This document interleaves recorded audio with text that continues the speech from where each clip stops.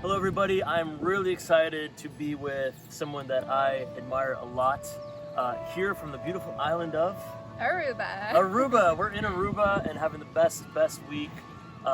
Meredith Marine is with us. Meredith's going to tell you a little bit about her story. Meredith, thank you for organizing this incredible potluck, vegan potluck with 20 people here, amazing minds and souls here on the beach as the sun is setting. And I've been following you for a while on Instagram and finally got a chance to meet you today in person. Thank you for all the work you do. You're welcome. I think it's going to be very inspiring for all of you, whether you're vegan or not vegan, to hear the story of Meredith and how she literally turned kind of a pain point into a profitable business, something that's changing the island. So Meredith, tell us just a little bit about who you are, your journey to become a vegan consultant here in Aruba, and just inspire us with your out-of-the-box thinking.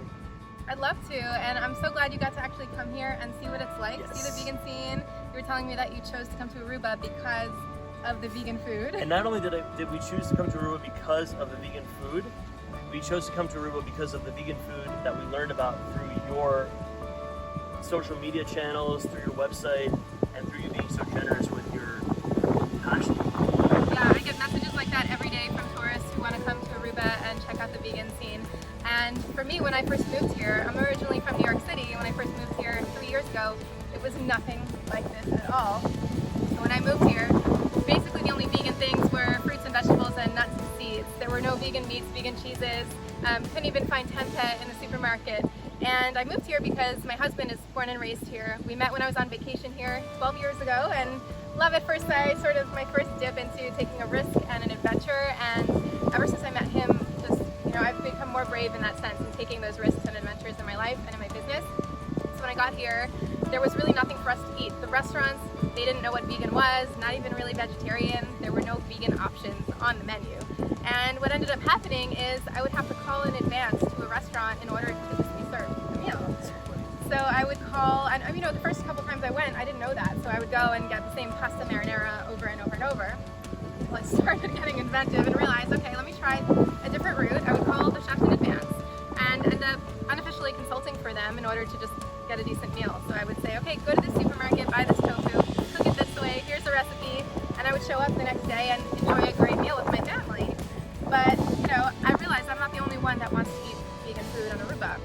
It's not just vegans, it's also people who are just trying to reduce their meat consumption and people with allergies and, all sorts of people who just want to try something new. So I started an Instagram account a couple years ago called Vegan Aruba and tried to gather the vegan information here to make it both accessible to be vegan in Aruba and also acceptable, because it's really important for it to be sort of the cool thing to do, for it to be acceptable so people feel like they're not strange or looked at, frowned upon.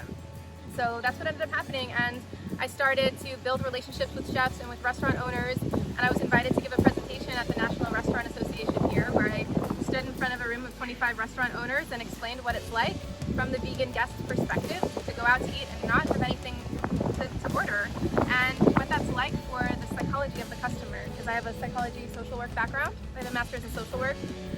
It's not a great feeling to go out to eat and then have to ask for special accommodations. So I ended up giving this presentation and encouraging restaurants to start serving vegan food, and something happened at the end of that presentation that really surprised me, and that was a restaurant owner stepped up and said, "This is great, we're convinced, can you help us?" And I said, "What do you mean? I'm not a chef, I'm a social worker, how can I help you?" And they said, "Well, our chefs have never seen tofu, we don't know where to buy these things, we don't know where to start. You seem to know what you're doing, we see your food on Instagram, you must know what to do." So I said yes.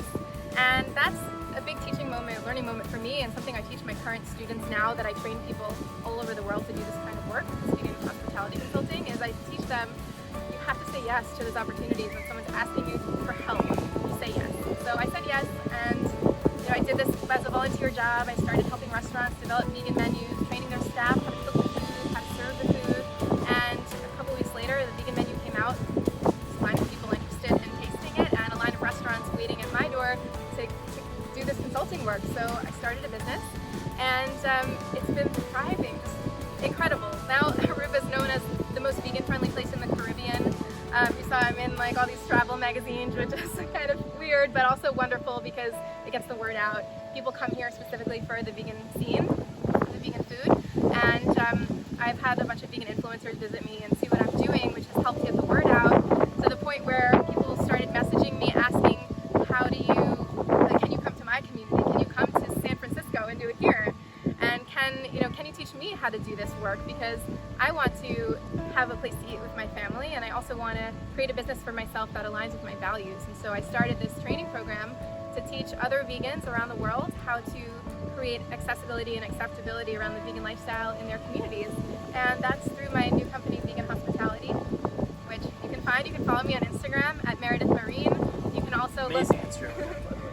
Yeah, So much like information. Personal and business. Yeah, it's a cool lifestyle business account. And I just want to stop you for a second, and I want to get into the vegan hospitality a little bit. But the thing that I think is so fascinating about your story is you literally just took initiative to solve a problem that you were having.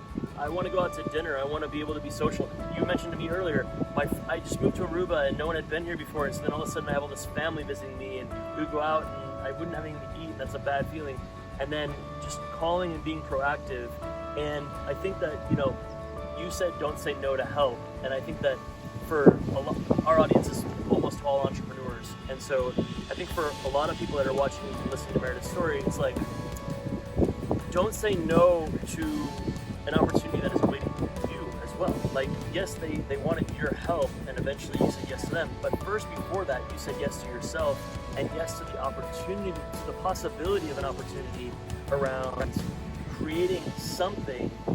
You are the change that you wanted to see in the world, literally. And so those proactive steps of like, hey, go to the supermarket, buy this, marinate it like this, and then all of a sudden they wanted you to guide them. I think it's amazing. And then what I find fascinating about your business model as well is it's a service-based business right now here in Aruba. I know you are now currently kind of rapidly expanding, which is exciting. Congratulations. And I think that coupling that with now an online presence, which is this training course, right?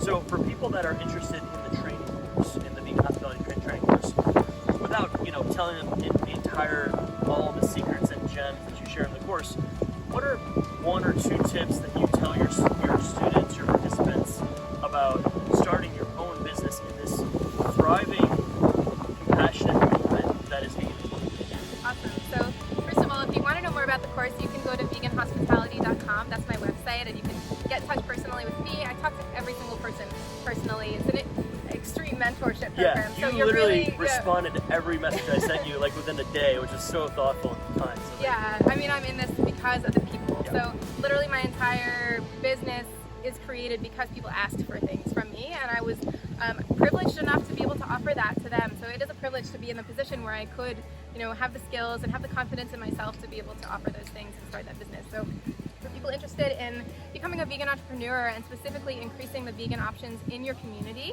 there are so many important factors to this, but honestly the most important factor is to believe in your own ability to help other people. So when I talk about in my training, I do a lot of personal coaching and personal development work through the training. It's not just skills and tactics, it's really building your own self-esteem.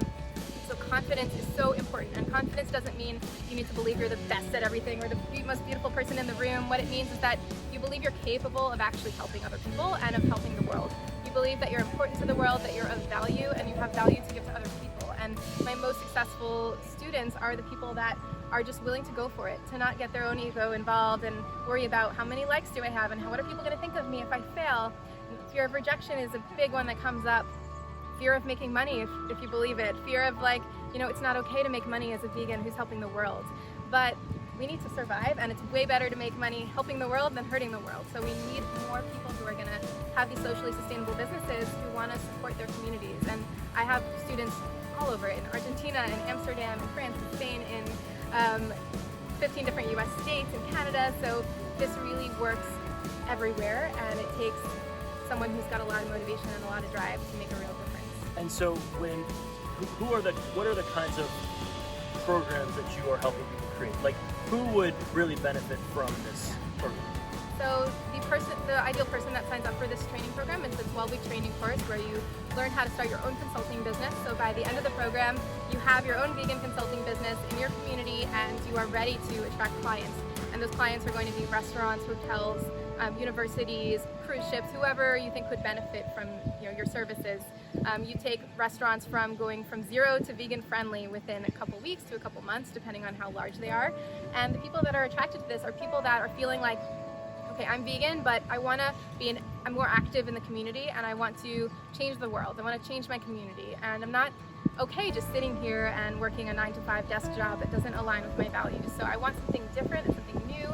I want freedom to be able to do things my way and have a meaningful experience, have a meaningful job that's going to be making the world a better place. I mean, I have a 4-year-old daughter, she just turned 4, and a lot of my motivation comes from her because I look at the world and I think I want it to be just as beautiful, maybe more beautiful when she's my age, and it's very hard sometimes to think that, especially living in Aruba, which is the most gorgeous place ever, but you go swimming and you see the coral reefs being destroyed, and you see the plastic straws, and people taking fish out of the ocean to eat them, that it's hard. And so I think the kind of person that wants to do this is someone who sees the ills in the world and wants to make the world well and knows that they play an important role in that happening.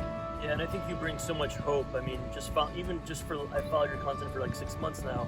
I think you bring so much hope to people that you can have a really fun, dynamic life and be vegan, which still a lot of the world thinks veganism means you sacrifice everything and you're super boring and you have no options. And in fact, what I've seen this week, going to a lot of the places that you've consulted, is amazing creativity. I mean, we had this traditional barbecue last night with jackfruit and porcini mushroom, mac and cheese, and all these incredible dishes, and just the ceviche that made of lychee, and all these beautiful dishes. So I think that, and then that's something that I admire a lot about you is the sort of the joy and almost like lightheartedness you bring to a heavy topic, which is like, we don't want beings to suffer when you don't need to, and I think you do have a really nice way of doing it. So I admire your leadership in a topic that's very important in the way that you kind of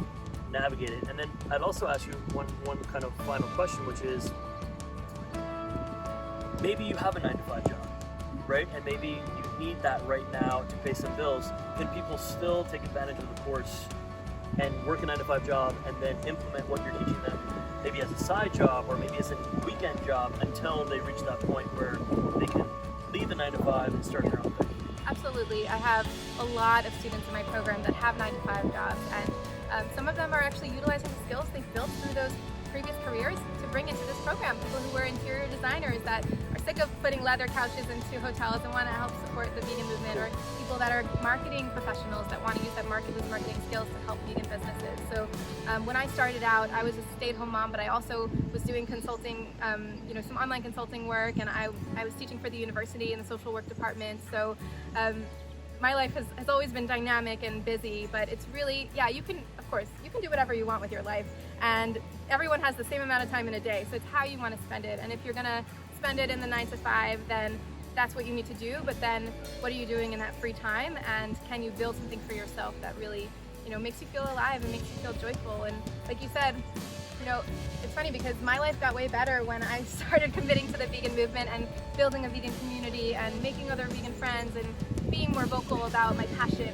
because I wasn't hiding anymore. I wasn't going to my in-laws' place and pretending to eat the fish. I was telling them my values and saying, this is who I am, and like, you can love it or hate it. And it raised my confidence through the roof to be able to just step into my own power, and now I get to encourage other people to do that too. That's amazing. And something that I've noticed through my vegan journey, and lately I've been kind of coming to that power myself. The first kind of year and change, I was like, well, maybe I'm not ready to talk about it. Maybe I'm not worthy to talk about it. Some of the things that you're saying. You're not educated enough to talk about it. Exactly. Yeah. And so, but when I start talking about it, the craziest things happen. The people at the table that you think will judge you hardest will come up to you like privately and be like,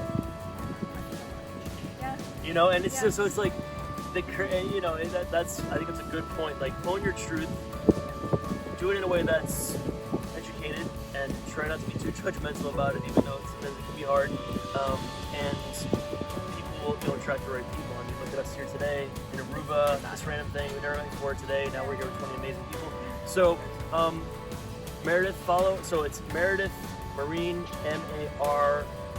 MARIN on Instagram, and your website again is veganhospitality.com. I really you know, my goal here with this show is to highlight people that I think are living authentic, original, creative lives and doing it in a way that's benefiting the world. And I think this is a perfect example. You are a perfect example of that. So thank you for being on the show. You have to show them that sunset right now. Yeah, we're going to show you the sunset now. Amazing. But until you see the sunset, we're going to say goodbye. Meredith, thank you. Keep up the great work. Thank you. Thanks for watching, guys. Enjoy the sunset.